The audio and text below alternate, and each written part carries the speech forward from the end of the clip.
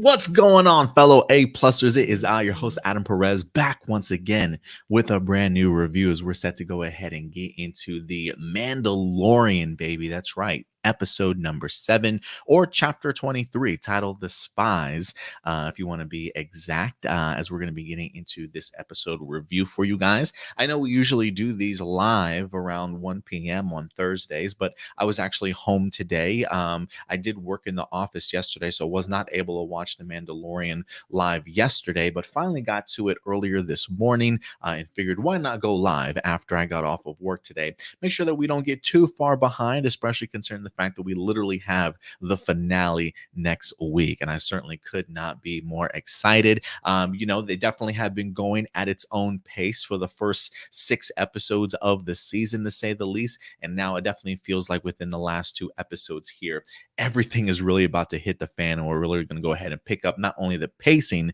but the stakes as well. So I really expect Mandalorian season 3 to certainly end on a great note. I believe, let me go ahead and pull up my notes here also. I believe the writer of this week's episode was Jon Favreau along with Dave Filoni. So we did have a combo of writers on here, with the director, a very familiar name, Rick Famuyiwa, and I'm pretty sure I butcher it every time I try and say this man's name. Rick Famuyiwa is in fact back, and I thought he did a marvelous job with his directing. And I think I said this last time for one of his episodes, that I feel like he continues to get more and more comfortable in this Star Wars world, putting out some really great, strong episodes. Aside from anything Jon Favreau and Dave Filoni touches, I think Rick, along with Bryce, have done an incredible job when it comes to their directing of Star Wars, to the point where I think Rick is in a much bigger role than what he was come like season 1. I think he's very much being a executive producer for the show as well. So definitely getting his hands dirty and becoming a very formidable force here in the Star Wars world. I know we talk very highly about the idea of Bryce Dallas Howard maybe getting a Star Wars movie at some point in time. Give me Rick too. I think Rick is definitely more than formidable in showing, all the work that he's done on The Mandalorian. I think he's definitely earned it. Overall thoughts for this episode, I thought it was fantastic. I was a really big fan of it, honestly. There was something really enjoyable about getting the opportunity to see like the 2 different tribes of Mandalore kind of coming together, even exploring the world of Mandalore a little bit more now that we have fresh faces and fresh eyes on this planet for the very first time, as they are trying to not only scout the area, but also, solidify it for themselves, try and find the Great Forge, and really start building from there. And so the fact that we come across survivors on Mandalore was a huge surprise for me. I really enjoyed sort of the clever vehicle that they wind up creating. Very much, I don't want to say like a sail barge or anything, but I really love the way that they sort of commute across the landscape that is currently of Mandalore, and as impressive of a fashion as you could possibly ask. I mean, that was a pretty big vehicle, right? It wasn't like just a 2 or 3 manner. The fact that they were able to literally carry around the scout team of Mandalorians that came down with Bo-Katan and Djarin was pretty impressive. So I actually really enjoyed just the creativity and the cleverness that we wind up having in this episode when it comes to just the planet of Mandalore, and really using this episode to not only continue to build just on the heavy lore when it comes to Mandalorian, because we got some great insight from Bo-Katan in regards to what went down between her along with Moff Gideon, and we also get to see some things on the Moff Gideon side when it comes to like the Shadow Council and everything that they're certainly working on. So I thought this episode did just a really great job of continuing to build upon really strong storylines for some of our characters, but also branching out into just the bigger Star Wars canon and timeline, and dropping some Easter eggs sort of here and there. So I thought they did a pretty good job when it comes to that.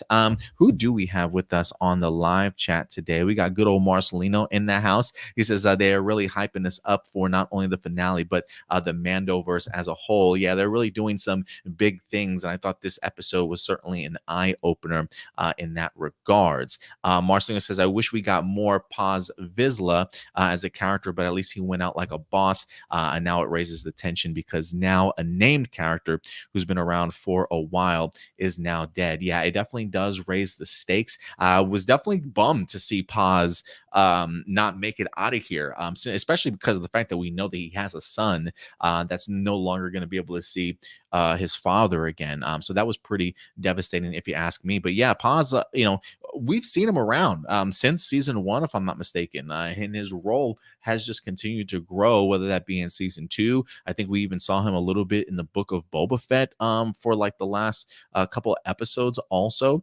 So he's been a very pivotal part of the Armorers Mandalorian sort of sect and tribe that they've had around for quite some time. And look, I'm gonna miss the Gatling gun, honestly. Like I truly am. There's something great about him being sort of like that, the heavy armor of the group, the one that carries all the heavy guns. Because yeah, I agree with you, Marcelino. He definitely went down like a boss, completely exhausting his Gatling gun until it's just completely overheated. Then he just went straight to the hand-to-hand combat, and then when things got real serious, taking out that shield and vibro blade, definitely giving his people all the time that they need to certainly escape.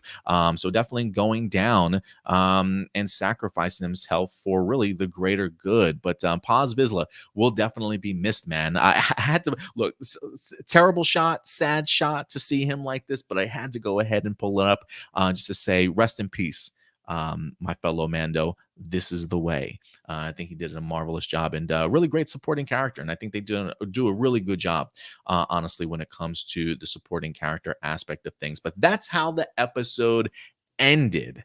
I want to talk about how this episode began, and that is, in fact, with the Shadow Council here. We see Alina Kane having a message for Moff Gideon and transferring it to him, letting him know the Mandalorians are working together. They have plans on taking back Mandalore, and this is something that Moff Gideon definitely does not want to hear. And so we see Moff Gideon meeting up with the Shadow Council here to pretty much keep everybody up to date as to what's going on. A couple things about this scene that I'm a really big fan of that I think deserves to be dove into. One, we've been told for quite some time with the empire being gone, there have been imperial remnants, right?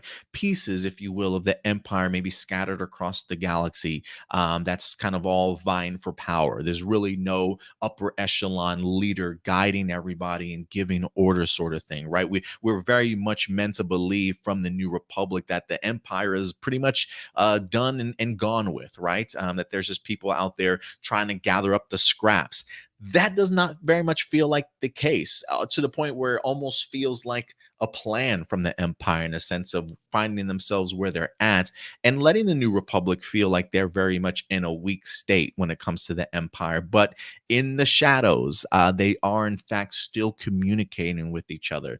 Granted, I think we only see like 6, maybe 8 different Imperial officers and generals here, but they very much have a plan, despite them being a little bit fractured. And we do get the name drop of a couple of people in here. Admiral Thrawn gets brought up. We are expected to eventually see him in the upcoming Ahsoka series as one of the generals. I think it's Admiral, or maybe was it Admiral Paleon? I can't remember his name. He's very much anticipating the return of Admiral Thrawn, trying to make sure that everything is certainly in order, that they've got exactly what they need. And everybody, for the most part, is kind of on board, with the exception of Moff Gideon, who's like, where's he at? Like, right, where's he at? We're doing all this heavy lifting, all this work. You keep talking about his arrival. He's not even here. I really do hope that Moff Gideon and Admiral Thrawn at some particular point in time do meet each other face to face, whether that's going to be here in the finale next week, or maybe that's going to be somewhere down the line for the Ahsoka series, or maybe Mandalorian season 4, who knows? But with all that shit talking that Moff Gideon is certainly doing, I really hope he gets the opportunity to eventually come face to face with Admiral Thrawn and see if he's going to say that same type of stuff in front of him.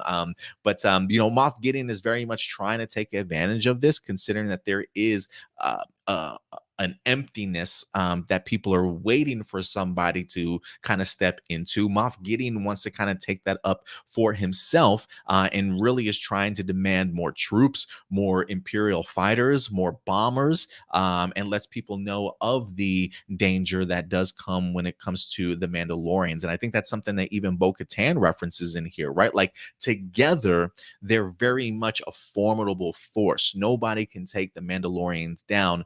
But unfortunately for the Mandalorians, it's really themselves and their own inner division that have really allowed them to constantly sort of be defeated, if you will, and kind of continue to be lowered in numbers. So when the Mandalorians are together, the Empire certainly is very fearful. And this is why we've got Moff Gideon with such intention to go ahead and get what he certainly needs. So we get our General or our Admiral Thrawn reference in this episode, but we also get the name drop of the Project Necromancer. And I found that pretty interesting. I mean, immediately once they said Project Necromancer, I just thought Emperor Palpatine, or maybe eventually leading up to somebody like a Snoke that will then eventually lead to the cloning of Emperor Palpatine.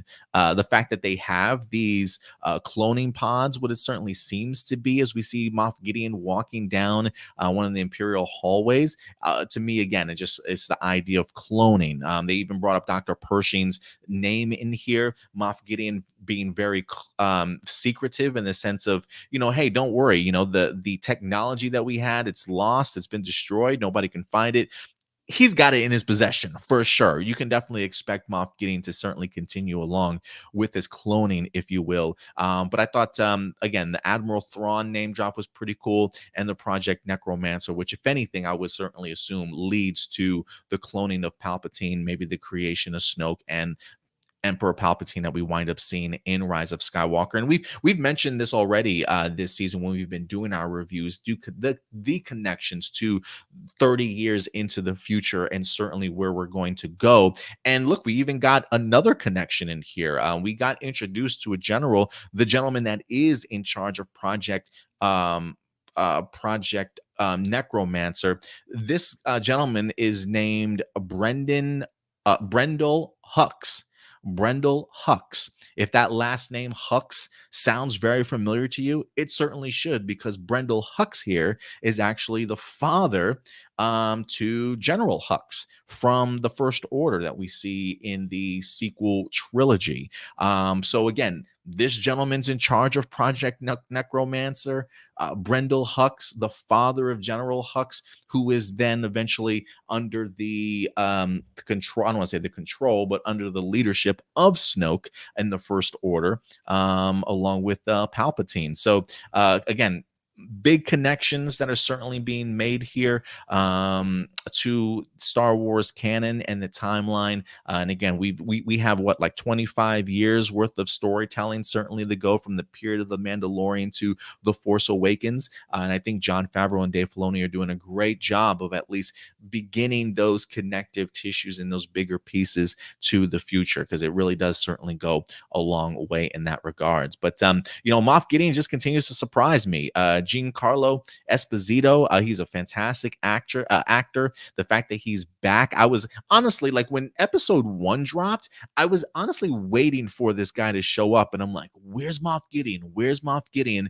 But listen, man, they saved the best for last, as Moff Gideon winds up not only getting the opportunity to capture Din Djarin in here, but also showcase his brand new armor, which is very much inspired from that of the Mandalorians. I mean, he's got Dark Trooper suits ready to go here, very much based off of Beskar steel. Even his troopers are decked out in Beskar steel, which made this week's episode just that much more formidable when it comes to the enemies, raising the stakes even more, just showing how well prepared these Imperial remnants certainly continue to be, and just the advancements in technology that Moff Gideon continues to use. Like, he mentions the idea of really wanting to kind of create these soldiers that really can compete, if you will, with those of the Mandalorians, with those of the Jedi. And so when we get to see the Imperials in the Mando armor,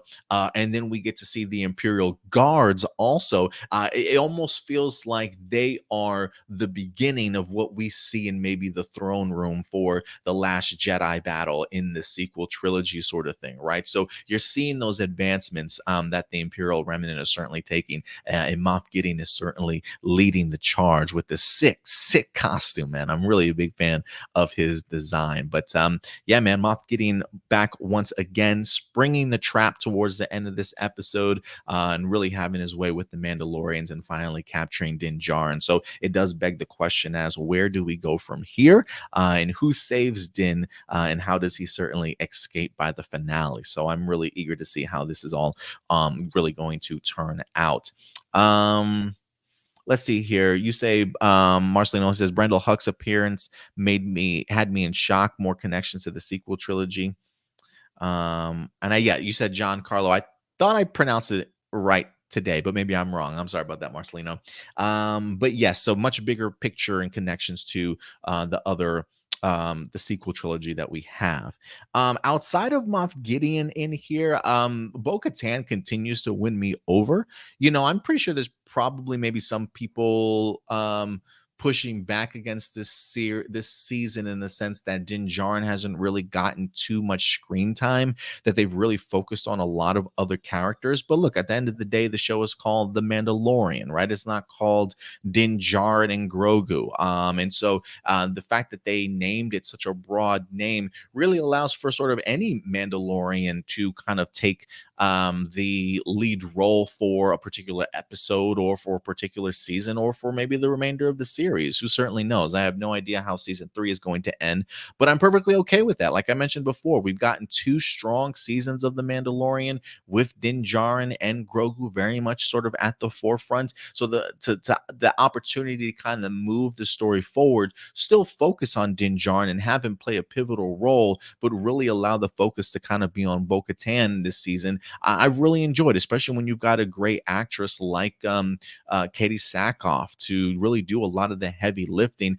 And for me personally, it's really been her growth. I think just as a character, they've done amazing work here. Getting the opportunity to see her not only bring in, was it Axe Wove and that tribe of her mercenaries, if you will, to go ahead and join up with the armorer in that particular tribe. Also, a lot of heavy lifting and a lot of nerves and anxiety, I'm sure. But I love the opportunity of getting to see her not only ask for everybody's help in regards to taking back Mandalorian, but also being very vulnerable and being very truthful and honest, right? Like the idea of her failing her people and surrendering, Bo-Katan could easily sort of keep that to herself and not sort of fully reveal it. I mean, look, maybe in time it gets revealed, and then it's just a bad look on Bo-Katan. Like, why didn't you tell us this in the first place? But the idea of really making her very vulnerable and having to come to terms with what she certainly did. And I think also putting it out there to kind of see how she certainly would be judged by everybody else. And if they would certainly still continue to follow her. With her having the dark saber, clearly they're still going to follow her. But the idea of putting herself out there, I thought was pretty impressive. And I'm glad that they kind of filled in the blanks. The interaction between Moff Gideon and Bo-Katan is something that I would have loved to have seen a flashback focus on, and who knows if we eventually get that or not. But the idea of letting us know, like, she made a deal with the devil, pretty much, right? The idea of trying to save her people. She realized that defeat was imminent, that there was no way that the Mandalorians were certainly going to survive.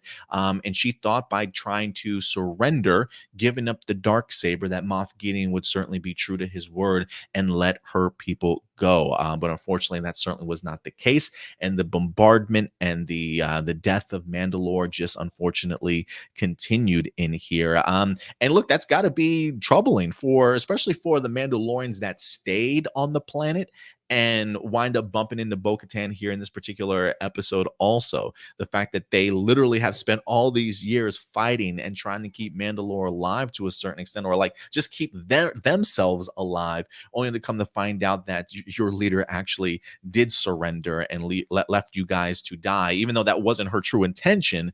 That's unfortunately what wind up happening. But I thought it was really bold of Bo-Katan to go ahead and be as truthful as she certainly was in here. And I think she also continues to very much be surprised by Din Djarin, as I certainly even was in this episode. I really love this sequence. And first off, this is a beautiful shot, by the way, of Bo-Katan and Din Djarin in here. She's just kind of contemplating, not only this huge meal that they just had and the secrets and the truth that she wind up revealing, but I love the idea of Din Djarin kind of once again um, solidifying to Bo-Katan why he's joined up with her, and I thought it was pretty interesting. I'm trying to see the the quote that he used. Um, let me see if I have it. Oh, here it goes. She speaks of the dark saber. I put Bo-Katan is surprised of, I think, of Din's loyalty to her. After he says what he's got to say, she just looks at him, kind of surprised and taken aback by it. He mentions the idea of the dark saber. He also mentions, along with sort of the bloodline and the station that Mandalorians held for themselves, those don't mean anything to Din Djarin. And for me as a viewer, he felt like he was so into the creed and in such belief of not only the living waters, but also the dark saber and having to learn how to certainly use it. I very much was under the impression that he respected the concept and the idea of the dark saber. But he even says here, the dark saber, the bloodline, or your stations truly mean nothing. Instead, he's focusing more on the honor and loyalty and the character of a particular person. And look, I think Bo-Katan could probably say maybe she has never had the best character, in her life, or she's definitely has changed so much and maybe become so cynical and just seen so much stuff in her life, to have somebody literally say, look, I'm following you because of the honor and loyalty and the character that you present to me. I think if anything, just showcases from Din Djarin that he's definitely come to certainly respect her. And I think Bo-Katan realizes just how much she's truly grown. So I love this combination between these two characters. I truly do. And I love how they've definitely uplifted one another. And just seeing him pledge his undying sort of loyalty to Bo-Katan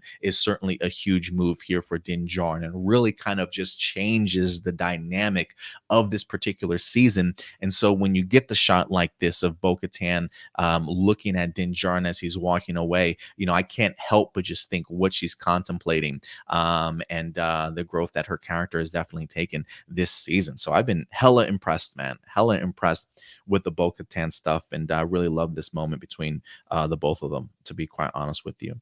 Let me see here. I think we got some other honorable mentions.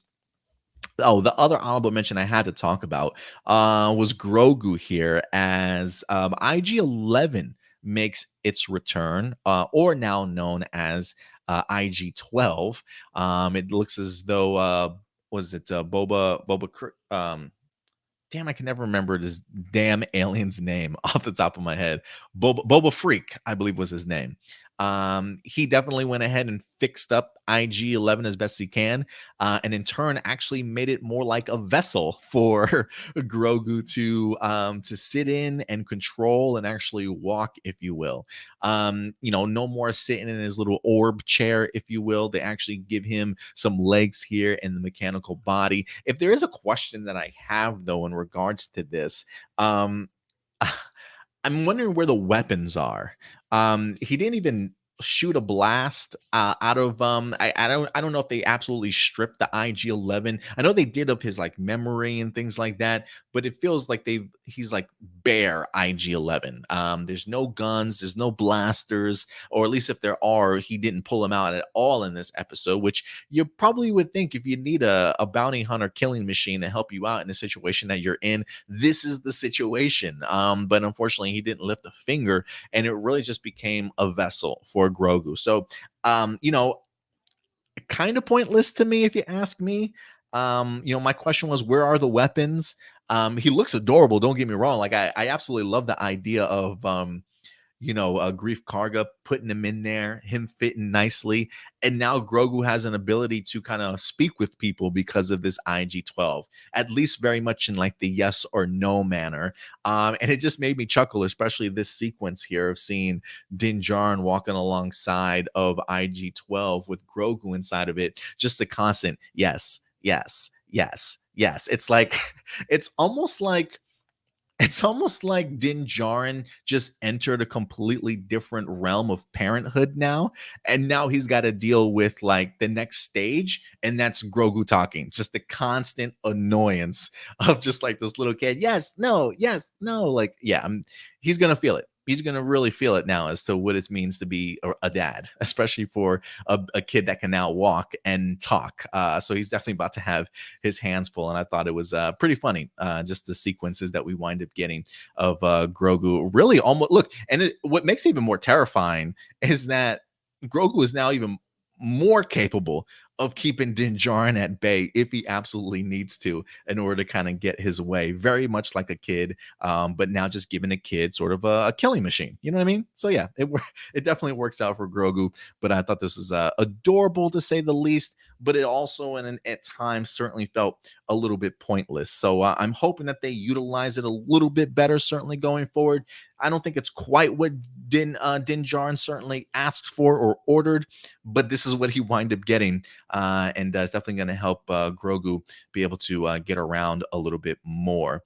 Let's see here. Marcelino says, I like Bo-Katan's role. Still wish we got to see that conflict we thought we were getting. Yeah, me too. I thought we were going to get a conflict between Din Djarin and Bo-Katan. Feels like a missed opportunity here, but there is something interesting and dynamic about the idea of seeing Din Djarin pledge his loyalty, and again, continuing to earn the respect of Bo-Katan. And I think Bo-Katan's pretty impressed with him, and at the same time trying to learn more about herself.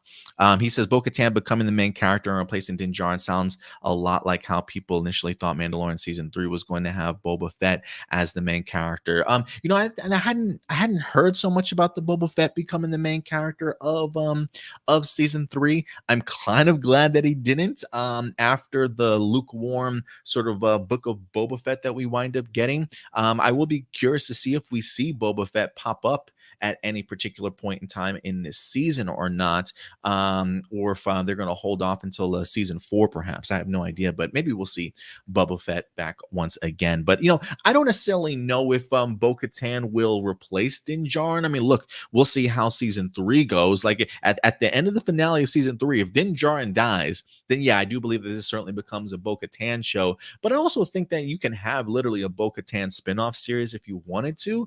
But who knows? I have no idea if they want to continue to allow the Mandalorian just to continue with the adventures of Grogu and Din Djarin, and then maybe give Bo-Katan her own spinoff. But I will say this, whatever direction they take with Bo-Katan, what they've done so far in season 3 has definitely lifted her up to be able to carry a show at any particular point in time. So I hope Katie Sackhoff continues to return at some point, but I think they've been doing a pretty impressive job. Like, again, some people may find season 3 a little bit lukewarm. I've been a fan of it, with the exception of the previous episode. I think that's probably the only episode that I was not necessarily a fan of.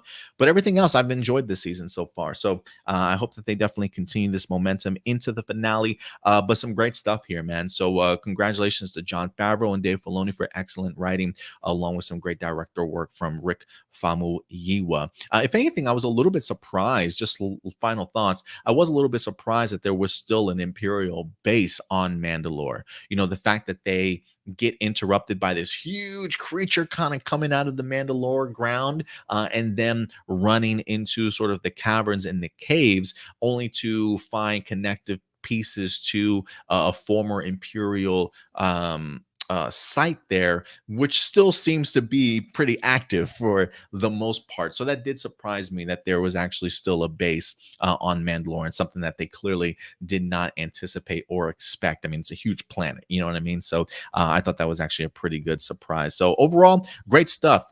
Stakes are risen, stories becoming intense. Great character buildup still continuing to happen this season. I'm definitely a big fan. But look, guys, at the end of the day, these are just simply my A+ opinions. I always want to know yours. So let your thoughts be known in the comment section box below. And if there's anything that I missed in this episode, whether that be other character moments, storyline details, Easter eggs that you guys caught or want to continue to talk about, let's go ahead and talk about them in the comment section box below, all the way until next week's episode. If anything, I might wind up doing the finale Thursday evening. I may not go live at 1 p.m. Central Time on Thursday next week. If anything, I do work, so when I get home from work, maybe about 7:30, we'll go live next Thursday to go ahead and really talk about the finale for Mandalorian Season 3. I'm also going to see if I can maybe get Will Polk, if he's available. You guys met him, Scene and Nerd, on an episode of A+ Hero Report. Maybe we'll get into some Star Wars talk, and I'll even see if Stuart is available on a Thursday night. I'm not quite sure yet, but we'll definitely come to you guys next Thursday evening for a live episode review of the Mandalorian Season 3 finale. But other than that, that's going to do it for me here, guys. Yeah, do me a favor, as always, take care of yourselves, take care of each other, and keep it A+. May the Force be with you. I'll talk to you later. Bye.